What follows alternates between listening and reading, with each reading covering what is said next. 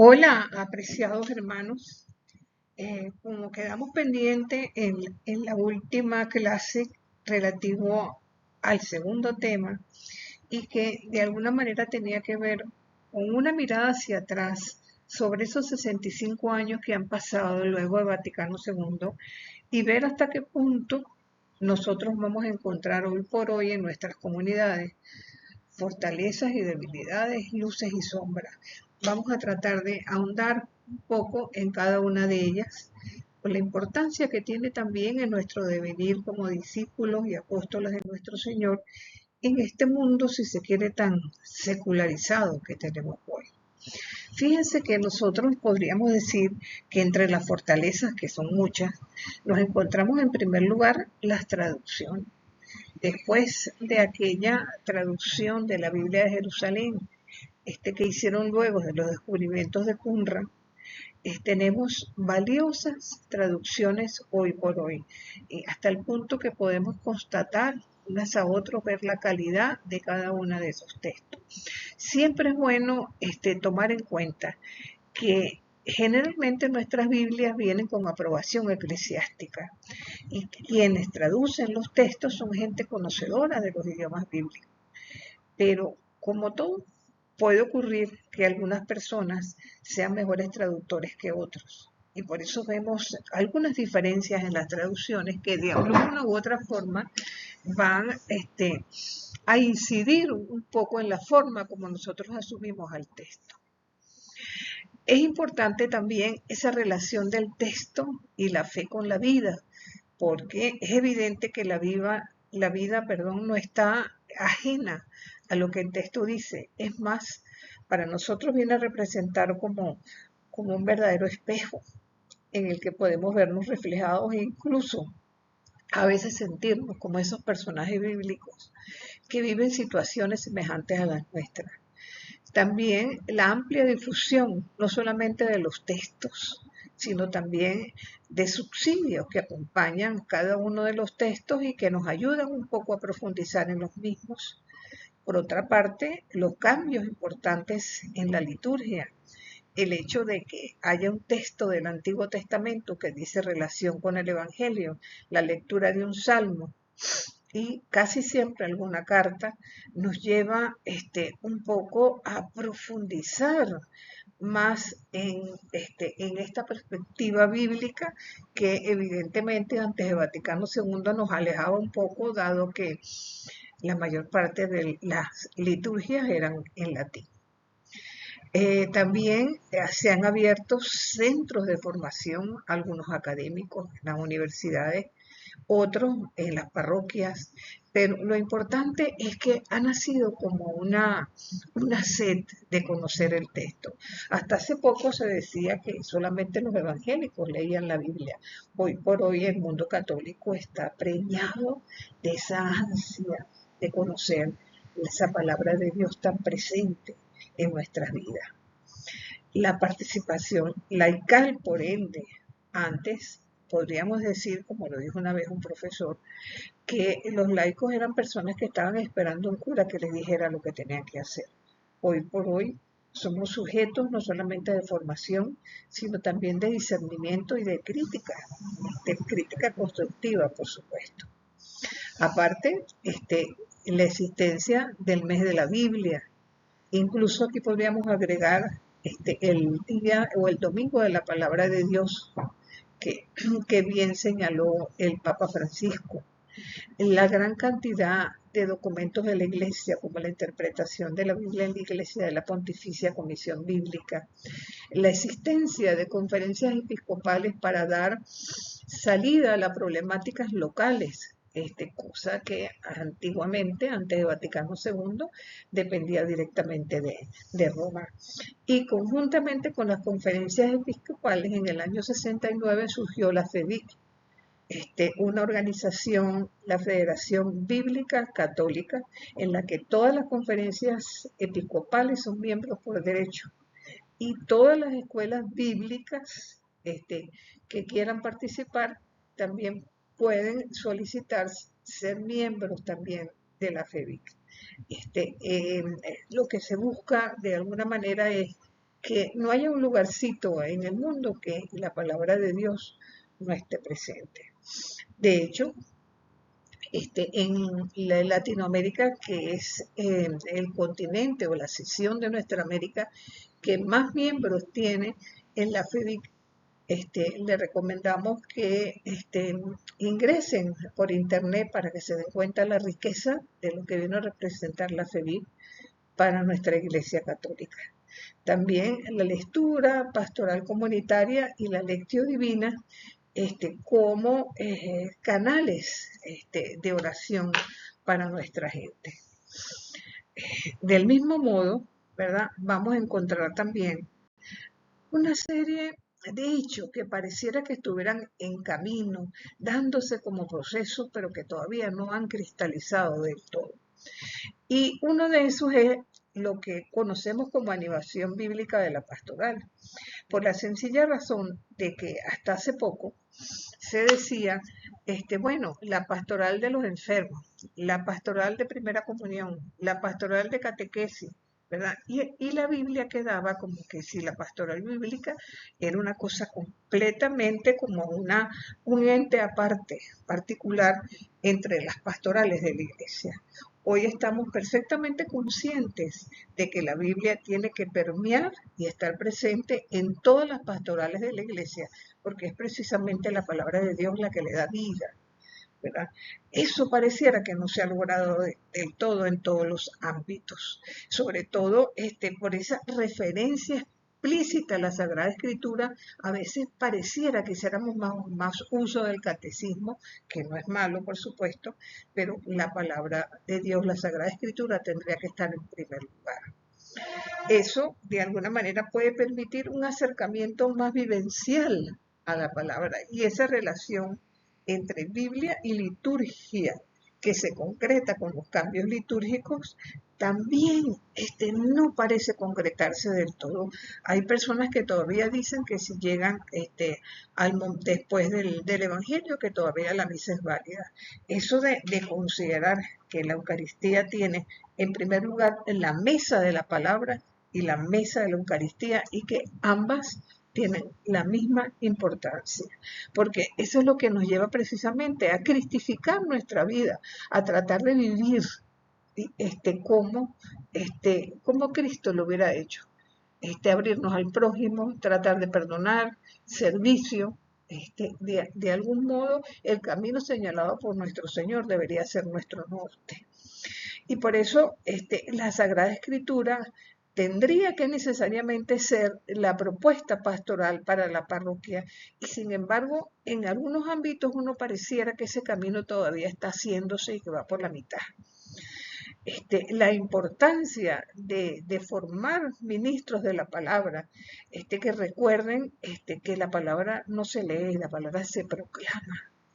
Esto es importantísimo porque todo ello nos puede llevar a un cambio de mentalidad que sea capaz de complementar todas las pastorales de la iglesia y por ende nacer una nueva espiritualidad. Estamos todavía en camino con esto. Tristemente es así. Puede ser que en algunas parroquias no, en otras sí, pero lo señalo como una realidad porque no es cosa ajena a nuestra vivencia diaria.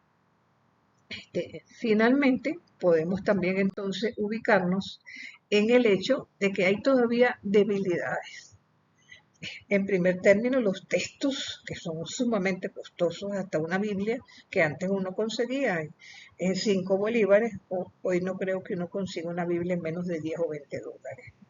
Entonces, esa relación entre la Eucaristía y la palabra sigue siendo una debilidad para cada uno de nosotros.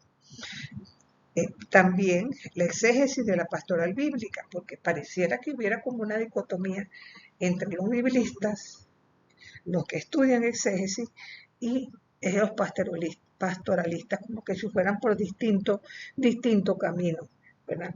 Lo cual incide evidentemente en la formación de seminario. A mí tristemente tuve la experiencia de un sacerdote que me dijo que él era sacerdote a pesar de la Biblia. A mí eso me pareció casi una blasfemia, ¿okay? Porque ¿cómo pueden hacer una espiritualidad bíblica si uno no nada en la Biblia?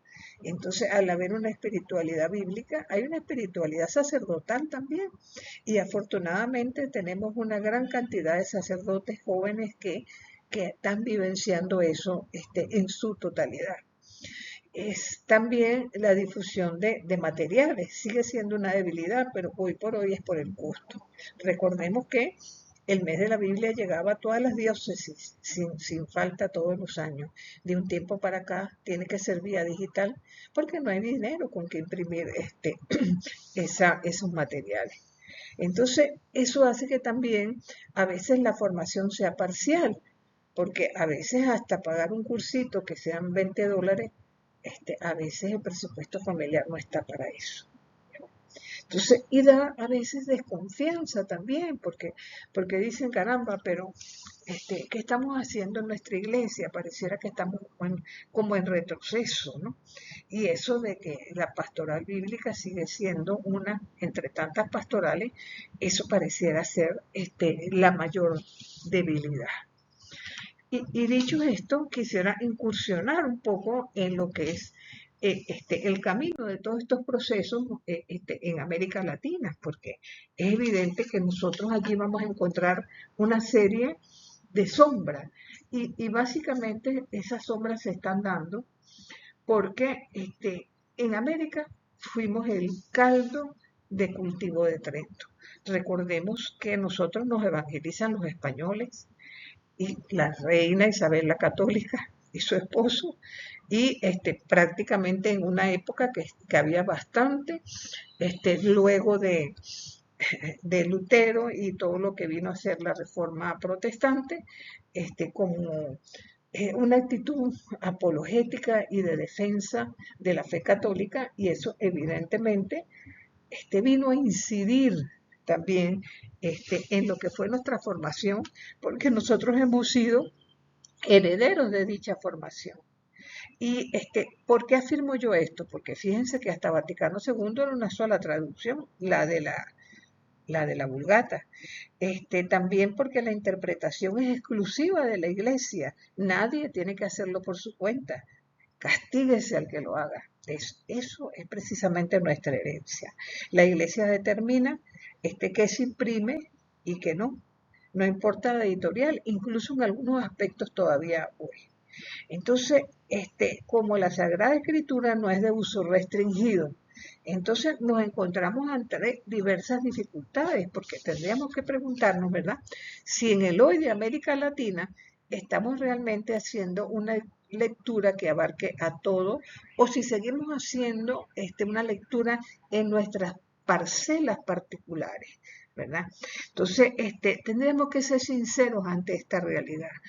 Muchos católicos no somos tampoco ecuménicos, que ese es otro problema, claro. Algunos protestantes tampoco lo son, ¿verdad? Pero hoy en día hay un repunte de fundamentalismo religioso que nos llevan a creer a cada grupo que tenemos la única verdad, lo cual es un impedimento para tratar de leer juntos la Sagrada Escritura. De hecho, sabemos que cada año entre el 18 y 25 de enero se da una semana de encuentros ecuménicos, celebraciones litúrgicas, conferencias, mesas redondas y diálogos abiertos que buscan precisamente la unidad de todos los cristianos. Entonces, es evidente que cada uno habla desde su parcela. Yo hablo desde mi iglesia católica a la que pertenezco y amo profundamente, pero debo reconocer que se ha socavado el entusiasmo profético y que cada vez se observa como una involución, perdón, del empuje que llevó el Vaticano II. Cada día es menos misionera, menos ecuménica, a veces centrada en sí misma por encima de todo. Y entonces, quizás en esa defensa ha llevado a volcarse un poco hacia la doctrina, pero cada día perdemos más bautizados, sobre todo jóvenes, o hacen un camino espiritual fuera de la iglesia, viviendo como que si Dios no tuviera ningún papel en su vida, ¿no? Se ha fortalecido la curia romana, la centralización del poder en la iglesia, yendo a contracorriente con los postulados del Vaticano II, ¿verdad? Entonces, al imponerse lo que es el poder y el dogma, desaparece también la capacidad para pensar en libertad. Entonces, tampoco se trata de concentrarnos en los temas morales por encima de todo, o en una preocupación por la existencia después de esta vida o antes de ella, ¿verdad? Pero no tenemos a veces soluciones para los problemas éticos que la vida nos presenta. Y dejamos a veces de lado problemas como la guerra, la exclusión, el hambre, la destrucción ecológica, la justicia y la paz. Y esto, de alguna manera, puede provocar un vacío en nuestra iglesia. Sin embargo, como les digo, los signos de esperanza son mayores que la sombra. Entonces, básicamente podríamos decir que en nuestros días tenemos que seguir mirando nuestra fe con mucha esperanza, nuestra vida con más esperanza todavía y saber que estamos haciendo un camino hacia la patria definitiva. Y entonces, no podemos seguir creyendo que nuestro mundo se pudre de extremistas, fratricidas y tiranos. A veces habría que pensar también si no se estará pudriendo por los adormecidos. ¿No será que estamos nosotros adormecidos? Porque en cada uno de nosotros hay más sueño, más apatía, que lucha por el bien contra el mal. Entonces, a uno a veces se pregunta, ¿cómo pudo Cristo, caramba, haber tenido el valor de morir cuando desde la cruz veía a esos soldados jugando los dados con sus ropas, ¿verdad? Tenía que ser un Dios de amor, como fue nuestro Señor, para que aceptara esa demencia de amor por encima de todo. Entonces, podríamos agregar además, para terminar este punto, que básicamente, ¿verdad? La realidad de nuestra América Latina no es diferente a la realidad que viven los católicos en otras partes del mundo. En otros hay más persecución, hay más injusticia, hay más dureza, pero nosotros aquí tampoco estamos exentos de todo eso. A veces caminar hacia la luz, evidentemente, debe obligarnos a sentarnos en la Biblia, el campo privilegiado donde se asienta y se convierte continuamente la iglesia, centrándonos en el Evangelio, en la luz, en el Jesús de la historia, que no quiere divisiones entre nosotros. Las continuas torturas y muertes de cristianos en el Oriente nos lleva a preguntarnos cómo el ser humano que es capaz de hacer tanto bien puede también ser capaz de hacer tanto mal y hacer tanto daño a los demás. Entonces, la palabra de Dios tiene fuerza transformadora. Esa es una realidad por encima de todo. Y estamos obligados a ser profetas, profetas en una sociedad caracterizada por la injusticia y el despojo, donde seguimos burlándonos de la miseria de Lázaro. Entonces, ¿cómo nosotros podemos llevar esto adelante? Considerando la Biblia, su lectura, como si fueran los rieles de un tren, ¿verdad? En un primer riel vamos a tener lo que es la exégesis en un primer movimiento. Vamos a tomar el texto en nuestras manos de hoy hacia el ayer, tratando de leer los textos no con la mentalidad de nuestra época, sino ubicándonos en el contexto del momento que el texto se está dando. Y eso evidentemente nos va a proveer de fidelidad al texto, donde es importante tomar en cuenta el contexto literario, porque la Biblia, además de palabra de Dios, es literatura, tomar el contexto histórico de ese momento que se está escribiendo, el contexto de la redacción, que es muy posterior al relato de los hechos y que evidentemente también está ceñida por los momentos históricos que se están viviendo en ese momento, y nunca olvidar que el contexto del espíritu está siempre, siempre presente. Luego tomamos el segundo riel, que podríamos denominar como hermenéutica, aun cuando estos conceptos, cuando se los estoy planteando ahorita así como de manera muy simple, a veces están entrelazados y no es tan fácil separar uno de otro. Pero lo importante, viéndolo con claridad, es que de la lectura del texto volvemos a la vida, a la hermenéutica, que es el movimiento de ayer para el hoy. ¿Y qué es lo que nosotros buscamos con eso? Buscar cuál es el sentido de ese texto para nosotros hoy. Antes decíamos que la Biblia es un espejo en el que podemos vernos reflejados, ¿cierto? Bueno, entonces, ¿qué es lo que me dice ese espejo? ¿Qué es lo que yo veo de mí en ese espejo? ¿Verdad? Y entonces, y eso nos lleva a la lectura latinoamericana de la Biblia, que toma en cuenta la vida, porque yo parto de la vida para llegar hasta el texto, que es el ver, el juzgar a la luz del texto precisamente y el actuar en consecuencia. Con este pequeño espacio que acabo de compartir con ustedes, estamos finalizando lo que fue el segundo tema, que como bien ustedes saben quedó a medias por circunstancias de tiempo. Vamos a tratar de ganar en tiempo lo que nos falta con esa clase perdida que tuvimos. Dios les bendiga a cada uno de ustedes.